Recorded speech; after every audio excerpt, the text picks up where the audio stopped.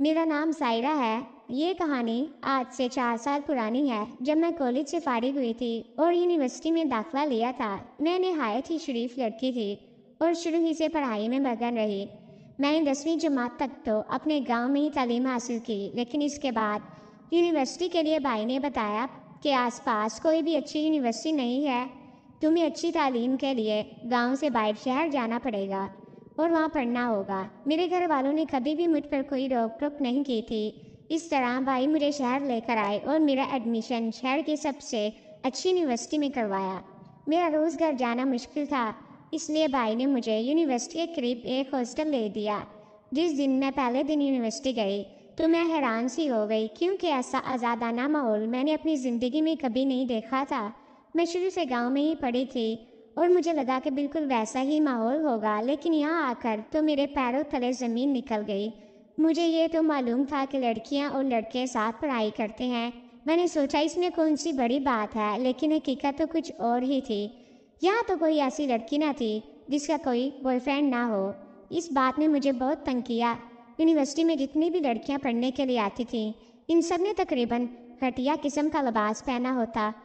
मैं अबाया पहनकर जाया करती थी, जिस पर मेरा बहुत मजाक भी बनाया जाता। मैंने कभी भी इसको दिल पर नहीं लिया। मेरे बैच की लड़कियां मुझसे कहती थी कि तुम आज़ाद हो, खूबसूरत हो, तो फिर ये अबाया पहनने की क्या ज़रूरत। मैं इनको हमेशा ये कहकर जवाब दिया करती थी कि मैं नहीं चाहती कि कभी भी किसी नामहरम शख्स की नज़र मुझ पर पड़े। हमारी क्लास का एक लड़का जिसका नाम अहमद था, वो एक अमीर बाप की बिगड़ी हुई औलाद था। सब लड़कियां इसकी दीवानी थी। वो बहुत ही बदतमीज़ किस्म का इंसान था। हर किसी से तकब्बुर भरे लहजे में बात करता था। मैं क्लास में किसी से बात नहीं करती थी, सिर्फ अपने काम से काम रखती। इसी दौरान हमें एक प्रोजेक्ट मिला और हमारी टीम बनाई गई। मुझे अहमद का पार्टनर बनाया गया। हमने साइंस प्रोजेक्ट पर काम किया। इस दौरान मैं और अहमद बहुत अच्छे दोस्त बन गए।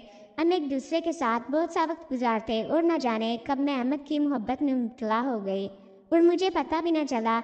मैं चाहती थी कि अहमद मेरे लिए वही महसूस करे जो मैं करती हूँ, लेकिन अहमद इस बात से बेखबर था और वो कुछ और ही चाहता था। वो शायद मेरी मोहब्बत का मजाक बनाना चाहता था। एक रात इसने मुझे अपने फार्म हाउस पर बुलाया। मैं बहुत खुश थी कि शायद आज अहमद अपने दिल की बात मुझसे करेगा। मैं जब फार्म हाउस पर पहुंची तो एक कैंडल लाइट डिनर मेरे लिए सजा हुआ था। मुझे लगा कि अहमद आज अपनी मोहब्बत का इजहार करेगा, लेकिन अहमद तो किसी और ही दुनिया में जी रहा था। खैर, हमने खाना खाया। अब रात बहुत हो चुकी थी। मैं ये सोच रही थी कि अहमद ने मुझे अभी तक कुछ नहीं कहा। अब रात काफ़ी हो चुकी थी, इसलिए मैंने सोचा कि अब घर ही जाना मुनासिब है। मैंने अहमद को कहा कि तुम मुझे घर छोड़ आओ। तुम्हें मालूम है कि मैं इतनी देर रात बाहर नहीं रहती, लेकिन अहमद ने कोई जवाब न दिया।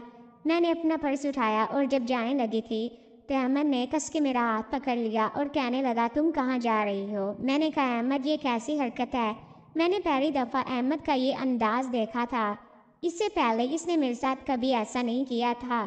अहमद ने मुझे एक तरफ धकेल दिया। जब इसने ऐसा किया तो मैं समझ गई कि इसके दिल में क्या है। मुझे बहुत दुख हुआ कि मैं क्या सोच कर आई थी, मगर हकीकत तो बिल्कुल जुदा थी। मैंने अपने कदम आगे बढ़ाए तो मैंने एक जोरदार थप्पड़ इसके मुंह पर रसीद कर दिया और हॉस्टल वापस चली गई। मैंने कभी सपने में भी नहीं सोचा था कि ऐसा भी हो सकता। खैर, मैं सुबह यूनिवर्सिटी जाने की तैयारी करने लगी। जब मैं पहुंची तो अहमद मामूल की तरह मेरे साथ वाली कुर्सी पर बैठा हुआ था।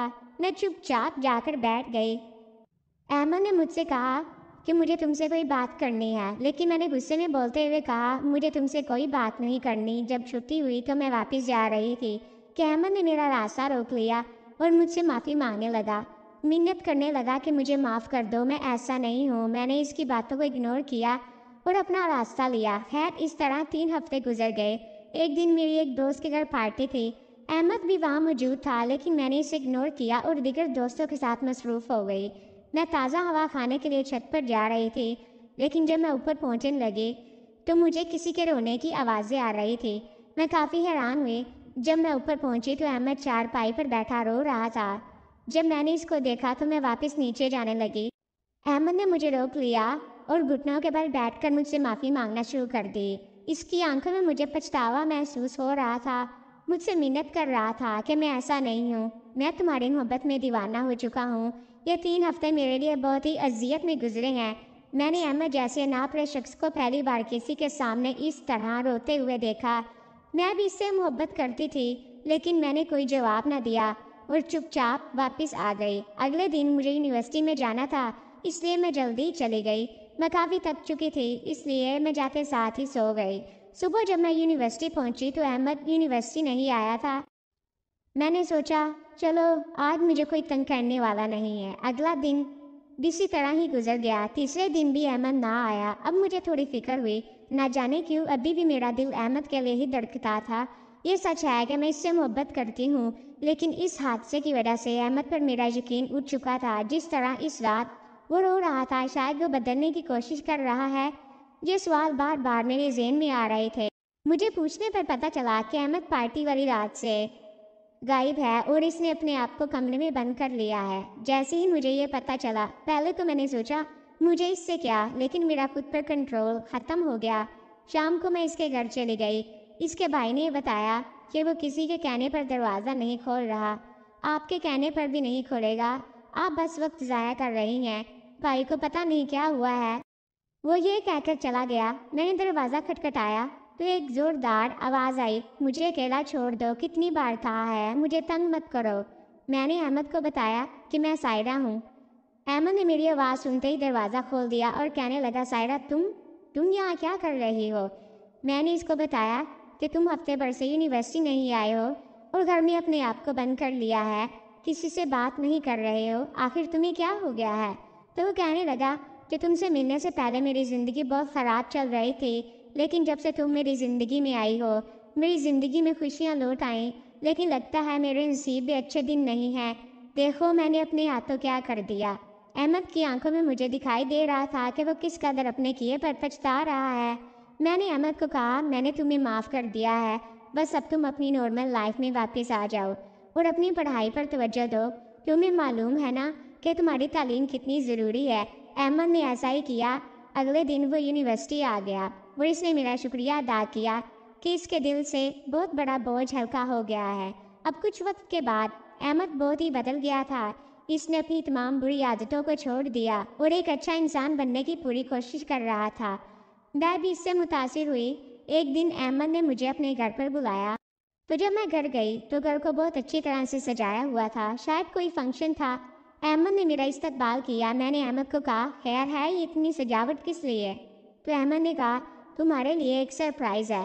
جب ہم دونوں اندر گئے، احمد گھٹنوں کے بل بیٹھ گیا اور مجھ سے کہنے لگا، سائرہ میں تمہیں بہت پسند کرتا ہوں، جب سے تم میری زندگی میں آئی ہو تم نے مجھے بدل کر رکھ دیا ہے۔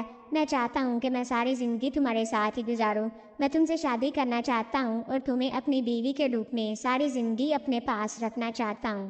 پہلے تو میں کافی پریشان ہوئی کیونکہ اتنا سب کچھ اچانک میرے لیے، کیونکہ میں ابھی احمد سے محبت کرتی تھی اور احمد نے خود کو میرے لیے بدل لیا تھا، اس لیے میں انکار نہ کر سکی اور میں نے ہاں کر دی۔